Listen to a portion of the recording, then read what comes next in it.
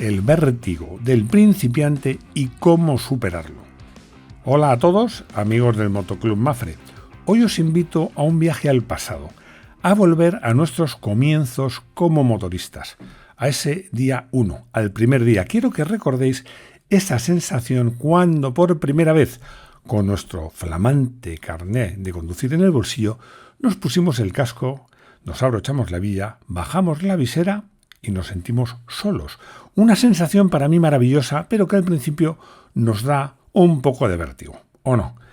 Bienvenidos a los podcasts del Motoclub Mafre. Y no me olvido de que algunos de los que escuchéis este podcast no tenéis que recordar nada, sino que lo vais a vivir por primera vez. Seguramente para vosotros, los más novatos, este podcast sea incluso más útil. Y es que en un coche no es lo mismo. Estás en una habitación con ruedas, te sientes protegido y eventualmente, y lo recomiendo, estás acompañado. En una moto estás a la intemperie y solo, porque en este caso recomiendo que las primeras veces ruedes sin acompañante y te sientes, sin duda, mucho más frágil. ¿Recordáis esa primera vez que quitasteis la pata de cabra? De repente sentisteis el peso de vuestra moto, 100, 150, 200 kilos o más, de metal que te parecía que querían irse al suelo y que lo único que impedía el desastre eran vuestras piernas, en algunas ocasiones temblorosas. El miedo en moto no es como el miedo en coche, es un miedo primitivo. Es el miedo a caer, a que la física te gane la partida. Montar en moto, conducir una moto, es un desafío permanente a la física y todos, absolutamente todos los motoristas, desde Marc Márquez hasta el repartidor de pizzas, hemos sentido ese nudo en la garganta al encarar alguna curva y pensar de repente, no entro, y a veces no entras. Hoy vamos a hablar de esos miedos. Vamos a hablar de esos miedos, del miedo a tumbar, del miedo a utilizar el freno delantero, del pánico a las rayas blancas mojadas, ese casi mejor que no lo pierdas. Pero sobre todo, vamos a hablar también de cómo la tecnología y la técnica nos pueden salvar en ocasiones literalmente la vida. Porque si hoy rodamos más seguro que nunca, por un lado es porque hemos aprendido a dominar, a domar esos miedos. Y por otro, porque contamos con herramientas que antes no existían. Permitidme que hable un poco de mí. Voy a hablar un poco de mí porque llevo, me da vergüenza hasta decirlo, 47 años montando en moto, montando mucho. Y en carretera no me he caído nunca. Estoy buscando madera para tocar madera. No hablo de circuitos donde un par de veces, que considero pocas, me he bajado en marcha, ni en off-road, donde me he dado suelo muchas veces. Y finalmente, en una carrera, pues me hice daño en la rodilla. Pero en carretera, nada de nada. Pero, esto es muy importante, no lo digo para presumir. Lo digo porque cada vez que me subo a la moto y arranco, tengo claro para qué sirve esta estadística. Para nada. Absolutamente para nada. Cada vez que arrancas, el riesgo se resetea, te hayas caído antes una vez, un montón o ninguna. Y si te sientes infalible, créeme, si te sientes infalible, te vas a ir al suelo. Este es mi primer consejo, seguramente el más importante. La experiencia vale de mucho, la estadística de nada. Y vamos ya a recordar esos comienzos. El misterio del equilibrio, el miedo a caer separado. El primer miedo es quizás el más ridículo, pero al mismo tiempo el que te hiere el orgullo, caerse en parado. Un semáforo, llegas, frenas y de repente el suelo no está donde esperabas. O pones el pie en una mancha de aceite, o se te cala la moto al salir cuando has girado el manillar, la moto se inclina, primero 1 grado, 2, 3, y llega a ese punto de no retorno. Ese punto en el que pesa tanto que sabes que no vas a poder con ella. Y te vas al suelo. A cámara lenta, te da la sensación que es a cámara lenta y te da la sensación que te está mirando todo el mundo. ¿Cómo superamos esto? Primero, con humildad, aceptando que la moto se te puede caer. La tecnología ayuda porque hoy las motos son en general más bajas y estrechas, sobre todo en la zona del asiento son más estrechas, la zona de largo de la pierna, para que lleguemos mejor al suelo. También hay sistemas que se llaman de asistentes de salida. los sistemas que tienen marcas, Suzuki por citar una, pero tienen muchos. Si sueltas el embrague, incluso sin dar gas, la moto sube sola de vueltas para no calarse. Hay motos que incluso ya no tienen embrague. No hablo de ciclomotores, hablo de motos. Eso evita el tirón, el bloqueo y la caída tonta. Parece una tontería, pero para un novato, saber que la moto no se va a calar te permite o le permite concentrarse en el equilibrio, en la dirección y no en el motor. Y no olvides que hay motos muy altas, en especial grandes trail, con sistemas que a baja velocidad hacen que la moto, pues la suspensión baja un poquito y se hace más accesible. Si quieres una de esas motos y no eres muy alto, este accesorio te interesa. Voy a confesar que yo tengo una de esas motos y se baja un poquito. Yo mido en 87, no tengo problemas, pero no me viene mal. Te recuerdo que si tienes dudas sobre qué motos ofrecen este equipamiento, cómo funcionan o quieres saber cualquier cosa, tienes a tu disposición nuestro consultorio, que nunca descansa. La fe ciega, el miedo a tumbar. Estamos aquí ante la esencia de la conducción en moto. La moto, para girar, tiene que tumbarse. Pero tu cerebro, sobre todo en los comienzos, te grita: si inclinas te caes, no inclines. Recuerdo mis primeras curvas. Confieso que iba tieso como un palo. Me daba la sensación que la moto quería girar más que yo, porque yo iba tan rígido que se lo impedía. Es lo normal. Y llegados a este punto, porque todavía no he contado ninguna anécdota, voy a contar una. Un amigo mío se compró una moto, una pedazo de moto, estoy hablando del año 80 y pocos, una Guzzi V50, pues era un pedazo de moto. Y la moto era preciosa. Y le dijo a su madre: venga, te dio una vuelta. Salió y nada, a los 500 metros llegó una curva donde yo vivía que era casi de 180 grados. Él llegó, tumbó y la madre tumbó. También se inclinó, pero para el lado contrario, se cayeron. Y le dice mi amigo a su madre: ¿qué hace? Y dice: uy, nos hemos caído. Y eso que yo he compensado, porque la moto se caía para un lado y yo he compensado para el otro. Es verdad que al principio, sobre todo si no tienes mucha experiencia en bici, pues te cuesta acostumbrarte que para girar en moto siempre hay que tumbar. También existe el miedo a que el neumático pierda agarre y va unida a una sensación de vacío y a un error clásico, que es mirar al suelo, justo delante de la rueda delantera. Vas buscando un bache, cualquier cosa de lo que estás pisando en ese momento. A ver, esto pasa en moto, pasa en coche, pasa en cualquier sitio. Donde miras, vas. Si miras al bache, te comes el bache. Hay que escudriñar el terreno y a la vez mirar lejos. Por cierto, para esto el off-road, da igual que sea motocross o enduro, el trail es otra cosa, es la mejor escuela porque tienes que mirar lejos, saber lo que viene y al mismo tiempo tienes que analizar por dónde pisas. Esto es un arte. Vamos a hablar un poco de técnica porque aquí la evolución ha sido brutal. Los neumáticos que llevamos hoy día son una auténtica pasada. Un neumático de una moto de calle media tiene ahora más agarre que las gomas de carreras de hace 30 años. Pero eso no es todo.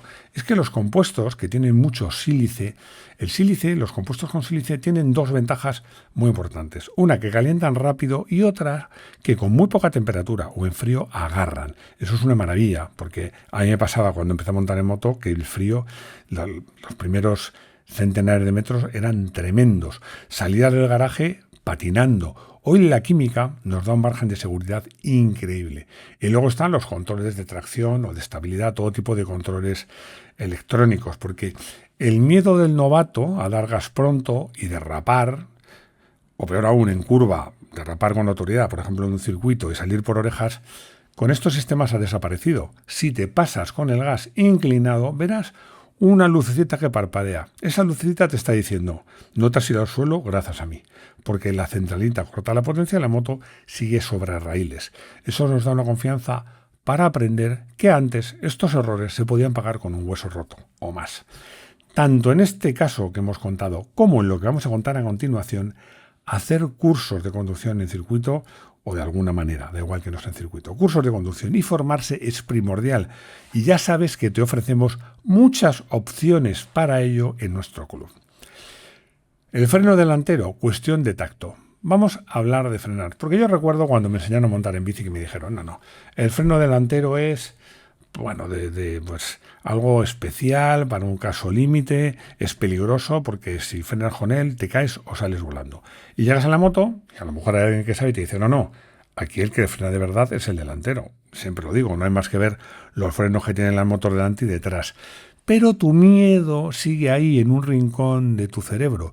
Imagínate que vas rodando bajo la lluvia, un coche frena y dices, si freno con el delantero, si toco la maneta derecha, me voy a ir al suelo, la rueda se va a bloquear, se va a cerrar la dirección, entonces frenas solo con el trasero.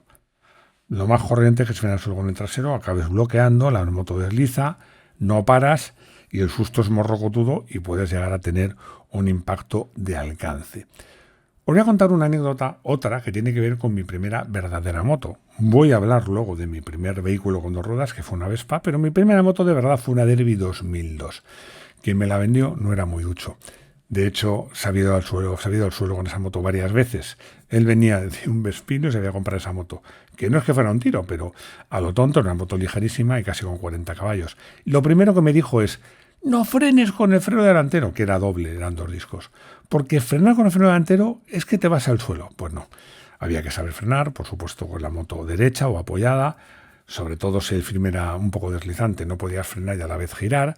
Pero, por supuesto, en todas las motos el freno que para la moto es el delantero. Es cierto que hoy, en estos días, en estos tiempos, vamos a decirlo así, ha habido una verdadera revolución gracias al ABS y en especial al ABS en curva, con la IMU incluida, con la unidad de medición inercial. Todo esto es verdadera brujería, porque antes, si frenabas fuerte inclinado, una de dos, o se bloqueaba la rueda y te caías, o la moto se levantaba y te ibas recto al carril contrario. Hoy, con estas centralitas puedes apretar la maneta en plena tumbada si te has equivocado, porque el sistema calcula la inclinación y reparte incluso la frenada entre delante y detrás para que no pierdas adherencia y mantengas la línea. Esto ha evitado muchísimas caídas tontas por fruto del pánico en curva. Es un copiloto invisible que te salva cuando tu cerebro se bloquea. Pinturas y grietas, trampas mortales. El enemigo invisible. Para un conductor de coche, un paso de cebra es, pintura, pues tampoco le da importancia. Aunque, ojo, que en un coche mojado, si frenas un paso de cebra, también alargas la frenada.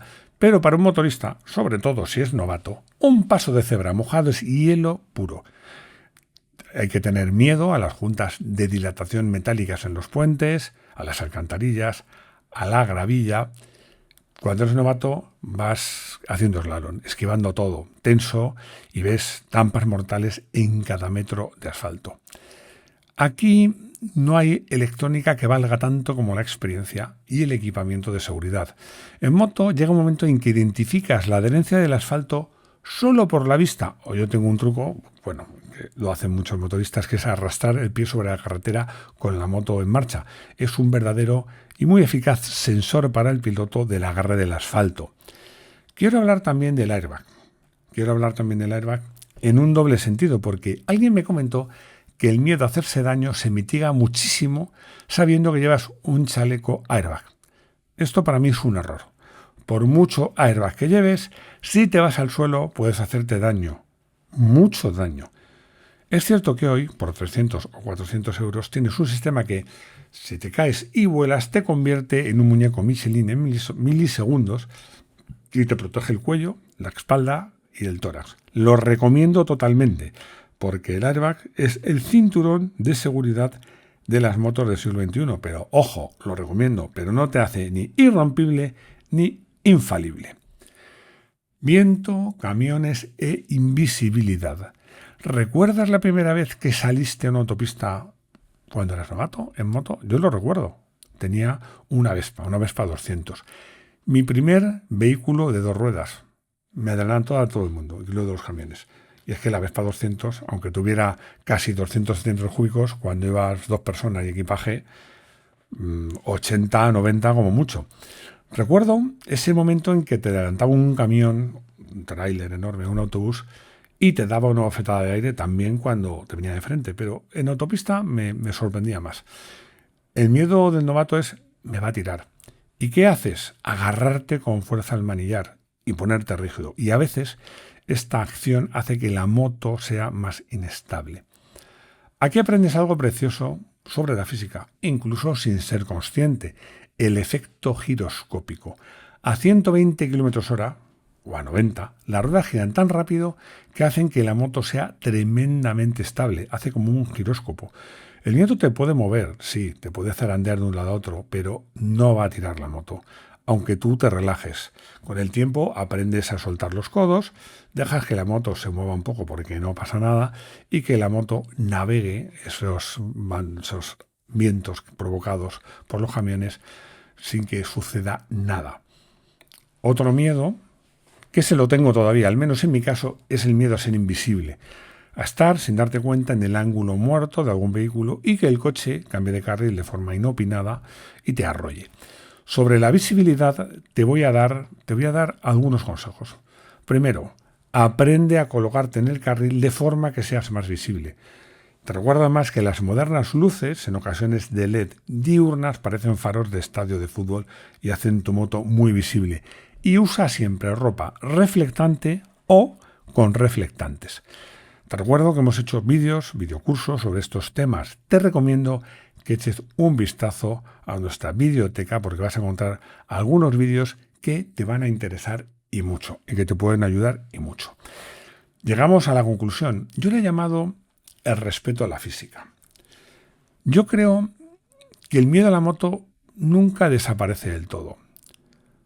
No sé si debe desaparecer el miedo. Para mí, yo creo que lo mejor es que el miedo sí, ese miedo desaparezca, pero nunca el respeto.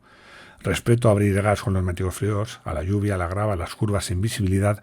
Yo creo que el día que pierdes ese respeto por completo, es como sentirse infalible. Ese es el día que te puedes hacer daño. Gracias a la electrónica hay modos de conducción, ABS, control de tracción. La ropa técnica, yo creo que el margen de error, por un lado el margen de error se ha ampliado, por otro lado las consecuencias de los accidentes también. Bueno, y además el confort. Las motos modernas son más confortables, se pasa menos frío y la ropa hace que vaya más calentito y más cómodo. Ya creo que no es necesario ser un héroe para ir en moto. En los años que llevo montando en moto y viajando en moto, bueno, ya viajaba con mi padre cuando tenía 12 años en moto y eso sí que era ser un héroe, en una ISO que hacía 60 por hora y con ropa normal y periódicos en el pecho. Esos eran verdaderos héroes. Yo creo que hoy día, con una buena moto y bien equipado y formándote bien, no hace falta ser un héroe. Si alguno está empezando y sientes que la moto supera, tranquilos. Es normal. Daos tiempo, tranquilidad, dejad que la tecnología os ayude, nunca perdáis el respeto a la moto, nunca os sintáis infalible y nunca dejes de aprender, pero la experiencia es un grado. Espero que os haya gustado este retorno a los comienzos que algunos, entre ellos yo, teníamos casi olvidados. Y os espero en el próximo podcast. Nada más, hasta pronto.